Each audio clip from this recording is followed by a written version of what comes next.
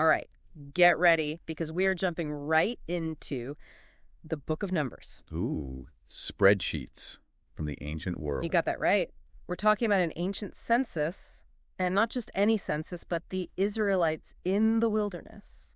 You know, when you think about it, It's a lot of names. it really is wild how much detail is in here. Every tribe, every family, even who's in charge. Seriously. Like, it makes you wonder, why go through all that trouble just to count everyone up? What do you think? Well, it's fascinating because this census had implications far beyond just getting a head count, you know what I mean?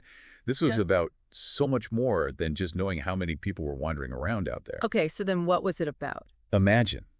You've just escaped from slavery in Egypt. It's chaos, right? You're literally building a new society from the ground up. Right, starting from scratch. So this census, commanded by God, it was about establishing order from that chaos. Okay, I see what you're saying. So it's less about the numbers themselves and more about what those numbers represent. Exactly. It's about knowing where everyone fits in their tribe, in their family, even their responsibilities. So it's all about structure. This wasn't just about keeping track. It was about creating a system, a way for everyone to have their place and everyone to know their role. Okay, so let's break it down.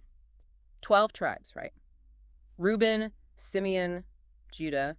The list goes on. Each one with its own leader. A prince, as the Book of Numbers calls them. Right, and don't forget, these tribes were split into even smaller family groups. We're talking organization on top of organization. It's a lot. There's definitely a power structure here. Absolutely. And remember, these leaders, these princes, they weren't just figureheads. They had real responsibility, making sure things ran smoothly for their people, for their well-being. They even offered sacrifices on everyone's behalf. Wow, so a lot of pressure. It really speaks to how structured this society was, even in the middle of the wilderness, you know? It's mind-boggling when you think about it. Constantly on the move, yet they still managed to keep this intricate system going. It had to be essential for their survival, don't you think?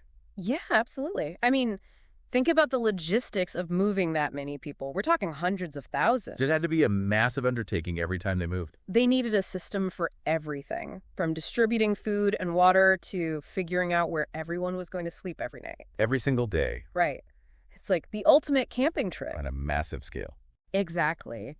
And speaking of setting up camp, the Book of Numbers is very specific about how the tribes should actually camp. Like each one had their assigned position around the tabernacle. Oh, absolutely. It reminds me of, those moments in life where having that routine, having that sense of order, it just makes all the difference. Totally. And for the Israelites, that need for order, it wasn't just about being physically organized. It was deeply, deeply embedded in their religious life as well. I mean, that makes sense when you think about it. For the Israelites, religious observance wasn't confined to, like, a special building or a particular day of the week. Right. It wasn't just a Sunday thing. It was in everything they did. It was a part of their daily lives, woven into everything. And a prime example of that is how they dealt with a specific group, the Levites. They were actually exempt from military service. Which, I'm not going to lie, sounds like a pretty sweet deal. Right. But they were given a whole other set of tasks, all related to the tabernacle. Which makes sense when you consider the tabernacle was the most sacred space for the Israelites. So the Levites were, what, like the caretakers of the faith? Absolutely. They were set apart, chosen to serve God directly. And their role was absolutely vital. They were the ones responsible for transporting the tabernacle, assembling it, taking care of all the sacred furnishings. So, like, the guardians of their faith, entrusted with preserving all the most sacred pieces. And the fact that they had this special exemption from military service, it really emphasizes how vital their role was to the entire community. It makes you realize it wasn't just, about lighting incense and keeping things tight. No. We are talking extremely specific instructions for every single detail, right down to how they carried the Ark of the Covenant. Whoa, really? They couldn't just pick it up however they wanted? Oh, no, absolutely not. There were rules about who could touch it, when they could touch it, how they transported these sacred objects. It was incredibly detailed. Wow, that's serious. It's like divine stage management. I like that. You can't just have anyone wander around backstage during a play, right? There's an order to things. Exactly. But for the Israelites, it went beyond just order. They believed the consequences for messing up were severe. Oh, absolutely, because holiness was paramount. You couldn't just stroll up to the most holy object. Not at all. Approaching them required meticulous preparation. There were rituals for purity. It was a completely different way of thinking about the world than many of us have today. So they're in the wilderness, right? figuring out this whole new way of life, all these rules and regulations. You'd think that'd be enough to keep them on the straight and narrow. You'd think so, right? But this is where things get even more interesting. Because even with this divine blueprint, things didn't always go smoothly. Oh, there was trouble in paradise. You could say that. Even with God literally, showing them the way, the Israelites, well, they were still prone to making mistakes. Okay, so even with the best stage management, there was still some backstage shenanigans going on. Let's just say the Israelites, they weren't shy about testing God's patience. And I'm guessing the consequences were not memorable. Oh, absolutely. Sometimes pretty dramatic. And one of the most vivid examples comes after the Israelites leave Egypt. They're told to send spies into Canaan, the land promised to them by God. Okay, scoping out the new digs. Makes sense to me. So what went wrong? Well, the spies, they come back with these wild tales of giants, fortified cities. I mean, we're talking a land that seemed downright impossible to conquer. And the Israelites, they didn't take this news so well. Not so much. Instead of trusting in God's promise, they completely panicked. Wait, seriously? After everything they'd seen, the plagues, parting of the Red Sea, they still doubted. It's easier said than done to always have faith, right? Fear is a powerful motivator. They started questioning Moses, questioning God. They even started wishing they were back in Egypt. I can relate to that. Sometimes you just want to go back to what's familiar, even if it wasn't so great. But I'm guessing God wasn't thrilled with their little pity party. Let's just say it did not go over well. Oh. Their lack of faith had serious consequences, my friend. God decreed that the entire generation that left Egypt, they would die in the wilderness. Whoa, no way they were that freaked out by a few giants. They were supposed to be his chosen people, entering a land he promised them, and they doubted him. So no one from that generation got to see the promised land? Well, almost no one. There were a couple of exceptions. Joshua and Caleb. Wait, those names ring a bell? They were the two spies who actually kept the faith. Oh, right. They were all like, hey, everyone, chill out. God's got this. Pretty much. Yeah. But no one listened to them. They were even accused of, wanting to lead the Israelites to their deaths. Talk about a tough crowd. It's a good thing they had their faith to fall back on, because that's rough. It really highlights how doubt and fear can be contagious. Oh, tell me about it. Especially in times of uncertainty, things can spiral pretty quickly. But, Joshua and Caleb's story, it's not all doom and gloom. Oh, what happened? Did they get everyone to calm down? Not quite, but because they remained faithful, they were vindicated. They were the only ones from their generation allowed to enter the promised land. So they got the last laugh, literally. Right. It's a pretty powerful reminder that faithfulness, trust in God, it can lead to incredible rewards, even when it's hard, even when everyone else is doubting. Point for team faith. But it sounds like the Israelites, maybe they missed the memo on that one. Unfortunately, it seems like they had a real knack for pushing the limits. Remember that guy, Korah? Korah. That name's familiar. Refresh my memory. He was a Levite, but he wasn't exactly content with how things were structured. Let me guess. He wanted a promotion. You could say that. He actually challenged Moses and Aaron's authority, demanding the priesthood for himself. Wow. Bold move, Cotton. Going up against Moses himself. And he didn't stop there. He got 250 other prominent men to join his little rebellion. They were all questioning Moses and Aaron's authority, which, remember, was God's authority. Okay, so challenging God's chosen leaders. What could go wrong? A lot, it turns out. God did not take kindly to this little uprising. The earth literally opened up and swallowed Korah and his followers whole. You're kidding. I'm not. And to really drive the point home, fire from heaven came down and consumed those 250 men who were offering incense. Okay, well, that's one way to deal with dissent. You'd think that would be a clear enough sign, right? Don't mess with God's chosen leadership. You'd think. But there was still grumbling in the ranks. The Israelites, some of them, they actually started blaming Moses and Aaron for what happened to Korah and his crew. Seriously. Talk about not taking responsibility for your actions. Right. It's almost as if some people are determined to focus on the negative no matter what. It makes you think, though, about how often we might find ourselves doing the same thing. We complain and grumble about situations that are really the consequence of our own choices. It's a good reminder to, look inward sometimes and remember we have the power to choose differently. That's a really good point. It's so easy to get caught up in blaming others, but ultimately we have to take responsibility for our own actions and our own reactions to things. Okay, so there's a lesson in there somewhere. But let's be honest, it doesn't seem like the Israelites were always the best at learning lessons. You're not wrong. But here's the thing.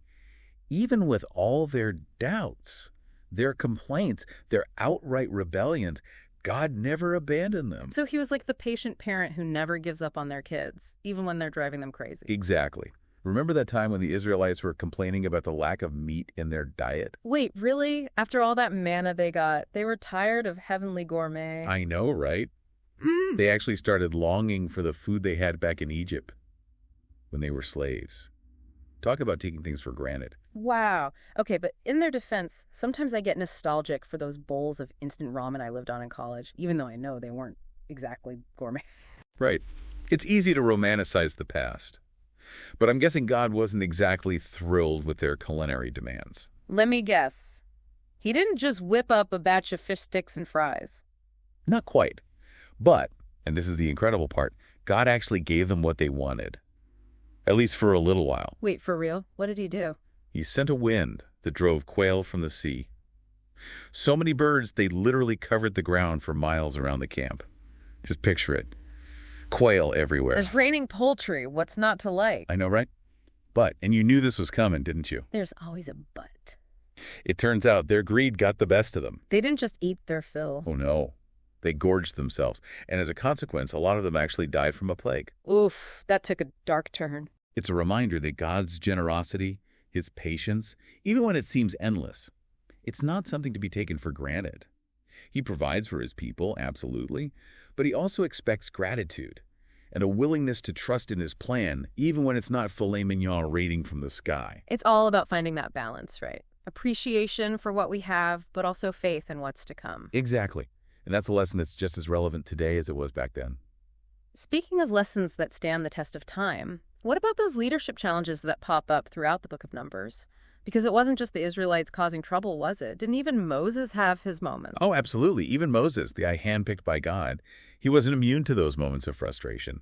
He even messed up a few times himself. You're telling me even Moses slipped up? The guy who parted the Red Sea. Come on, spill it. What did he do? You're telling me even Moses messed up. The guy who parted the Red Sea. Come on, spell it. What did he do? Well, remember that time when the Israelites were complaining again, and they were thirsty? God told Moses to speak to a rock. Oh, okay. And water would flow out? Simple enough, right? And think. But Moses, well, I think he was getting a little frustrated with his followers. Instead of speaking to the rock, he struck it with his staff. Oh. Not once, but twice. And wouldn't you know it, water came gushing out. Problem solved. You think, right. But disobeying a direct order, even for Moses, it had consequences. God was not happy. What happened? Moses was forbidden from entering the Promised Land. Wow, after all that, leading them all that way, denied at the door. It really makes you think, if even Moses, the guy who, let's be real, wrote the book on following God's law, could slip up. It makes you feel a little bit better about your own slip-ups. Right. We're all human, even the most important figures in history. We make mistakes, and sometimes those mistakes, they have consequences. It's a humbling thought, but hey, at least the Israelites got their water, right? True, but it came at a cost. The story really emphasizes how important obedience is, even when we're under pressure, especially when you're the leader. That's a lot of pressure. So did everyone learn from Moses' example? Or were there other leadership hiccups along the way? Oh, there were definitely some bumps in the road. And get this, from some familiar faces. Miriam and Aaron. Wait, as in Moses' siblings? The one and only. Oh, this is about to get good. Family drama, tell me everything. Well, it seems they had some opinions about their brother's leadership. Let me guess. They thought they could do it better. They questioned why Moses was the only one God spoke through, implying they were just as worthy. It's always the quiet ones, you know. And if that wasn't enough... There's more. Oh yeah, Miriam. It seems she had some issues with Moses' wife. His wife? What, was she like super competitive, trying to one-up Miriam at every turn? We don't know all the details, You but know. we do know that Miriam was struck with leprosy for challenging Moses. Whoa. That's rough. Talk about adding insult to injury. It really highlights how important it is to respect God's chosen authority, even within a family. Yeah, don't mess with family, right? But speaking of messing, what about when people outside the family try to interfere with God's plan? Did the Israelites have, like, arch nemesis we should know about? Oh, absolutely. But one story that stands out is that of Balaam. He was a prophet, Okay. hired by a guy named Balak, the king of Moab, to curse the Israelites. Wait, hold up. Huh. He put out a hit, a curse. on the entire Israelite nation. Balak was terrified of the Israelites and their army. He was desperate. You blame him? They were on a roll. So he thought, hey, if I can get this powerful prophet to curse them, that'll weaken them for sure. Sounds like a solid plan. Except when you remember who's on the other side of that equation. Exactly. God was not having it. He warned Balaam, told him not to curse the Israelites. How'd he deliver that message? Burning bush, voice from the heavens. You're not going to believe this. It was Balaam's donkey. Wait! Yeah. You mean the donkey talked? Oh, yeah. And not just friendly hello either. The donkey actually pointed out how dangerous it was to disobey God. Okay, now, that is a story you don't hear every day. A talking donkey done amazing. So what happened? Did Balaam listen to his donkey? He did. God actually spoke through him to bless the Israelites. No way. That's gotta hurt, getting your own prophet turned against you. Talk about a backfire. It just goes to show you can't outsmart God. Okay, so that's one for Team God. But it's easy to get bogged down in all this talk of curses and plagues. Don't forget, there's also a lot of hope in the book of Numbers. I mean, they were headed to the promised land. Absolutely. This wasn't just about wandering around in the wilderness forever. Remember Canaan, a land flowing with milk and honey. The ultimate prize. It really was about building something better. And the book of Numbers lays it all out. We even get a detailed description of its boundaries. It's like an ancient real estate brochure. They literally had the GPS coordinates for paradise. Pretty much. God was giving them something tangible to hope for. And to pass down to their kids, right? It represented God's promise to Abraham and his descendants. And there's more. The book of Numbers doesn't just stop at geography. It also outlines how they should divide the land fairly among the tribes. So everyone had a place to call home. Exactly. It was about building a just and equitable society, even while they were still in the wilderness. They were already thinking ahead. I like it. But they weren't just focused on the promised land itself, were they? What about the people? You're right. They also had systems for justice and safety in the promised land, like the cities of refuge.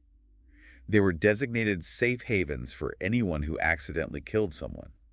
It was a way to escape a blood feud. A way to hit pause to prevent things from escalating. Exactly.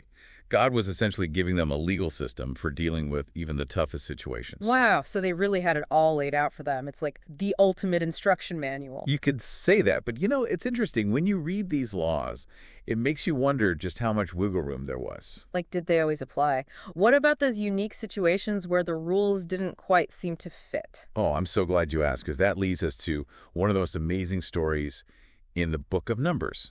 The story of Zelophehad's daughters. Okay, daughters. Yeah. Inheritance drama. You have my attention. Yeah. Hit me with it. So Zelophehad, he dies, right? But he doesn't have any sons, only 5 daughters. Okay. And according to the law at that time, only men could inherit land. Oh, no. So they were just out of luck. They could have been, but these women, they were not having it. You go, girls. They took their case straight to the top. Moses, the leaders, even God himself. Wow, they were not messing around. They went all the way to the Supreme Court. What'd they say? They basically argued that it wasn't fair for their father's name to be forgotten, for their family to lose everything, simply because he didn't have any sons. They had a point. Right. And here's the amazing part. God listened. He did. He did. He agreed that the law, as it was written, it just wasn't fair in this case. What happened next? He told Moses to grant them their father's inheritance. And get this, it set a precedent for women's inheritance rights going forward. Wow. Talk about a power move. It's amazing to see how these women, they spoke up for what they believed in, challenged the status quo, and changed things for the better. It's a good reminder that sometimes the rules need to be adapted, that there's always room for growth and change, even within a divinely ordained system. But don't worry, God had it all figured out. Of course he did. To prevent future land disputes, he also made a rule that women who inherited land had to marry within their own tribe. Okay, so a practical solution to keep things running smoothly. Exactly. And that's what I love about the book of Numbers. You see this constant back and forth. It's divine law meeting human nature, meeting the messy realities of building a society. Even, or maybe especially, when that society is divinely ordained. It reminds us that faith, it's not about blindly following rules. It's about engaging with those rules, questioning when necessary, and always striving for justice and compassion. It makes you think, right? How often do we get stuck in our ways, clinging to the letter of the law without stopping to ask if those laws are still serving us? It's a question we should all be asking ourselves. The book of Numbers, it really encourages us to do just that, to engage with our beliefs, to question our assumptions. You never stop learning. And on that note, I think it's time to wrap up this deep dive. We've covered a lot of ground. We really have. From censuses to talking donkeys, power struggles to women's rights. And through it all, we've seen how these ancient stories, they still resonate today. The book of Numbers, it's more than just a historical record. It's a guidebook for navigating the challenges of faith, of leadership, of building a just and compassionate society. It reminds us that faith is a journey, not a destination. And that even when we mess up, even when we doubt, there's always hope. Beautifully said. Thank you so much for joining us on this incredible journey through the book of Numbers. Until next time.